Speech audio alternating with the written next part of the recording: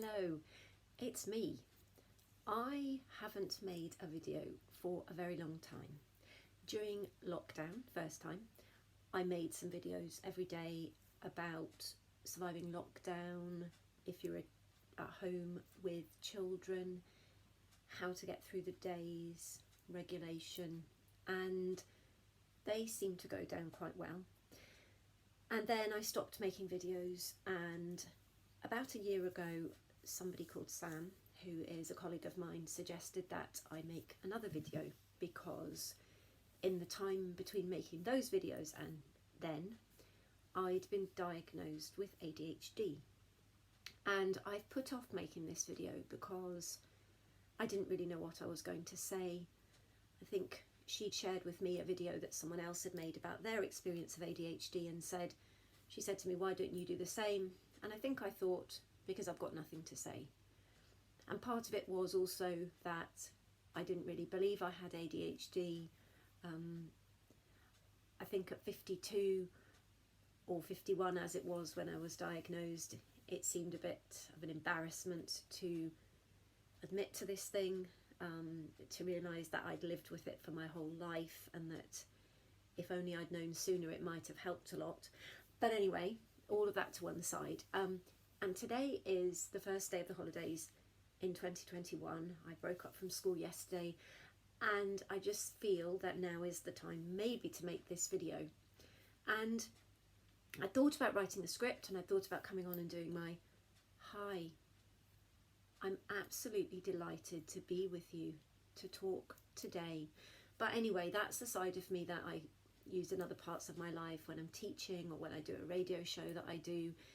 And I just wanted to talk today about how ADHD really is.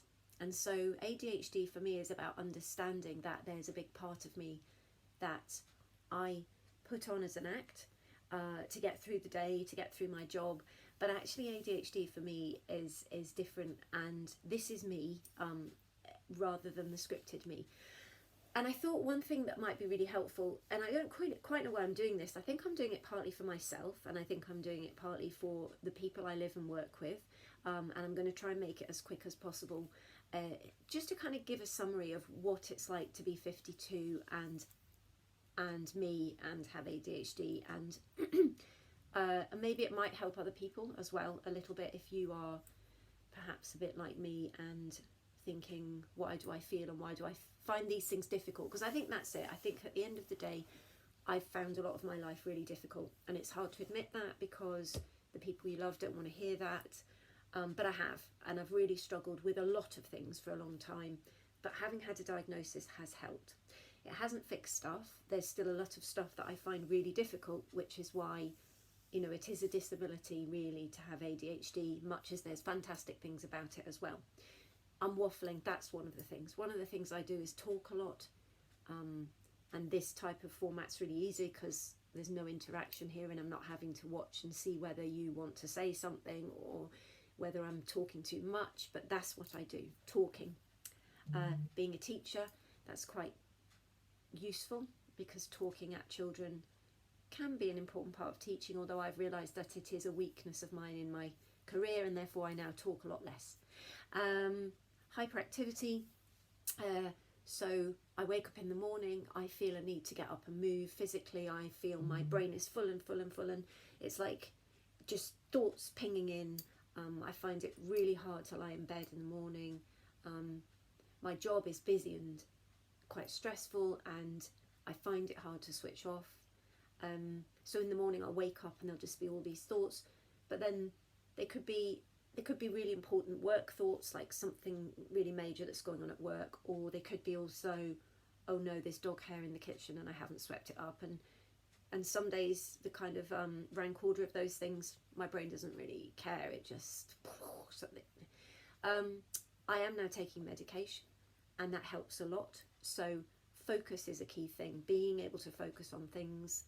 But actually the really weird thing is, at work I tend to not have a problem with that because I don't know why. Somehow work I can prioritize, I can focus, I can have a list, I can do things. And even one thing about ADHD is that it can be hard to do boring things, but at work, even at work, I can force myself to do the boring things. So I think I'm really lucky in that respect, that somehow I have this determination and willpower when it comes to work to just do stuff.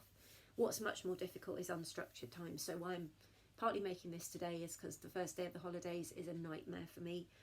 It always has been, and I'm like, oh no, what am I going to do?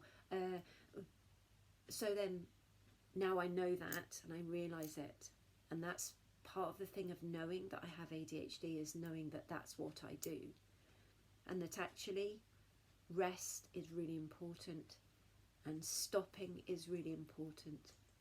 And it's not just important for me, it's important for relationships and the people I love. And that one thing that ADHD can do is make you just keep going all the time, and it's really hard then for the people that love you and you love to get the best of you. So that's been something important for me to learn. Obviously I've always had ADHD, I've realised that, but it hasn't always been as bad. And I think the last 5 years have been really bad for me for a number of reasons. One is some really difficult situations at work where I couldn't seem to work out what was wrong, and when I tried to ask other people to help me work out what was wrong, we never really got to the bottom of it all. And because my brain focuses on things, what my brain tries to do, I've realised, is to focus on things until they're resolved. So resolution of problems is a big thing for my brain. And there was this big problem at work, and it's gone on and on. But anyway, I think it's kind of a bit resolved now. So that means that I'm in a better place perhaps than I have been. But anyway, that was a big thing. I'm also at some point of the menopause process. So I'm either perimenopausal or I don't know, because I don't really know. Menopause and hormones are massive for people with ADHD. And so that's made my symptoms worse, my anxiety, my hyperfocus, my restlessness. And if you're a lady like me with perimenopause or menopausal symptoms, a lot of what I'm talking about you might have experienced without having ADHD. And time, that's the other thing. Time for me is a massive issue. So I said before that as long as I've got a plan and a structure that's kind of imposed on me, like the school day or the working day, I'm pretty much okay. But if I'm given free time, I've realised I've always written on my CVs that I'm brilliant at time management, and I am, but it doesn't come naturally to me. It's a massive struggle, and I've realised that I'm time blind, so I have no idea how long things take. Sorry, I've got something in my eye. It's really annoying. And that's another thing, actually. Like sensory is a big thing for me as well. So if like I get distracted by like that, a little eyelash or something, or the way my clothes feel, that's a big thing as well. But time, if someone says how long are you going to take on that, and I stop and think, I don't really know how long things take. I've got into habits, and so I'm pretty good at just getting things done. But then the flip side of that is I'm also not. So my success at work has often been through working all the time and sacrificing a lot of things to work in order to get it done. And that leads me on to people pleasing, because people pleasing is a massive thing, wanting to get acceptance and acknowledgement from other people. I'm not quite sure what that's about. So I have ADHD. I also have a sort of interesting genetic makeup, I suppose, that's come from my mum and dad, but also some early experiences that left me perhaps feeling very low sense of self-esteem. But anyway, there's a sense in which I need a lot of approval from other people, and that's useful to know. I think that's very common in ADHD.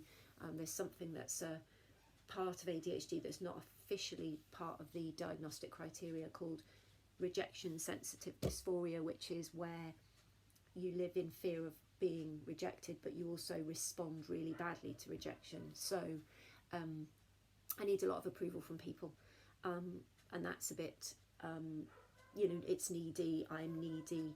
the dog's barking, there's a man at the door with an umbrella, that's hugely distracting.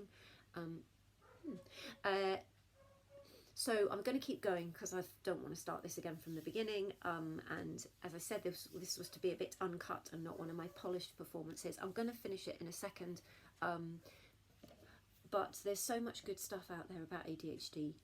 There's a brilliant book by somebody called Emma Mahoney called Better Late Than Never, which is literally the book that I would have written if I was going to write a book on this. I've also written a book which, in fact, wait.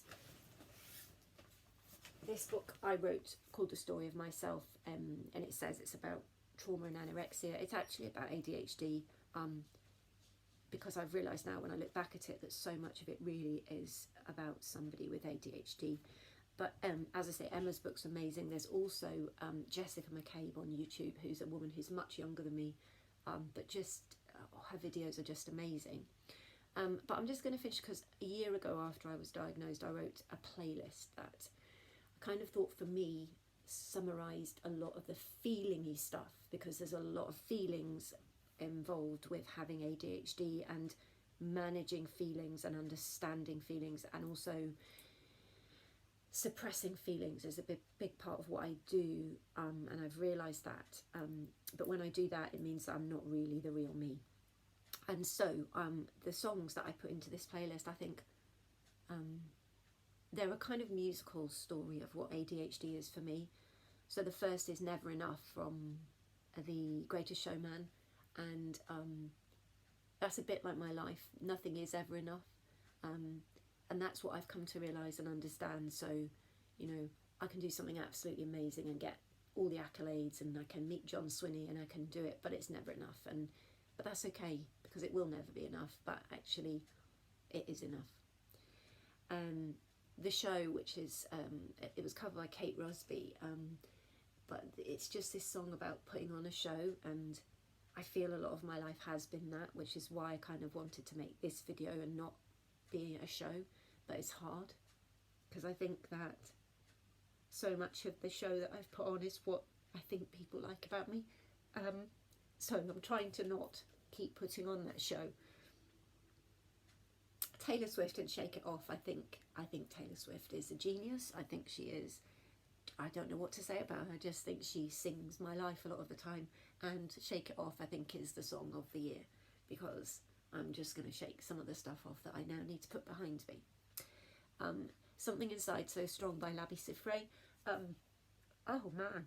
So I just always have been passionate about stuff. I find injustice, I find harm to people really difficult to live with, and that's one of the things that I wake up in the morning thinking, oh, climate change, or oh, poverty, and I want to change it and I can't, and it's hard. But somebody said to me a couple of years ago that, you know, I've talked a lot about my values, and this person said, well, I don't think you're driven by values, I think you're driven by something else. But genuinely, I think I am. And that song, that Labi Siffre song, I've listened to that since I was a teenager, because I just think we all have that thing inside that's so strong, and actually we're all as humans driven by values and love, and we just need to come back to that. This Is Me from The Greatest Showman. I think it's hard to be you sometimes, but we have to be, and I love that song, and I play it to kids at school, and I just want to believe it for myself, that I can be me. Brave by Sarah Bareilles, I'm going to say, but I don't know how you say her name actually. I've been brave this year. I think I'm a brave person, and I just want to keep being brave. The Ed Sheeran song Save Myself, the irony of that song is never lost on me when I listen to it, but I keep trying to save myself, and I'll keep trying.